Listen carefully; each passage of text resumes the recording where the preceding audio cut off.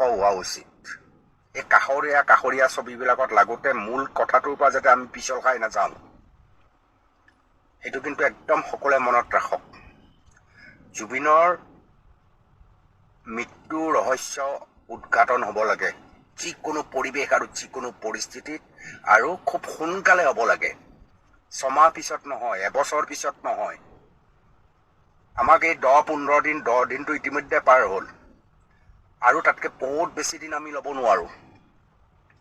সময় যদি পাৰ হৈ যায় গুৰুত্ব কমি কমি গৈ থাকিব কিন্তু।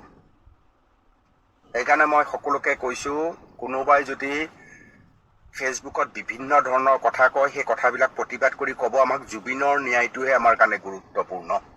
মৃত্যুৰ ৰহস্য উদ্ঘাটন কৰাটো আমাৰ কাৰণে গুৰুত্বপূৰ্ণ। পষ্টমৰ্টেম ৰিপৰ্টত কি আহিল আমি জানিব লাগে। ছিংগাপুৰৰ সেই 18জন মানুহ কেতিয়া অসমলৈ আহি পেলাই CIDৰ মুখামুখি হ'ব আমি সেইটো জানিব লাগে। আৰু এই শ্যাম কানু মহন্ত আৰু এই সিদ্ধাৰ্থ কেনেকৈ ফেচবুক লাইভ দিব পাৰে।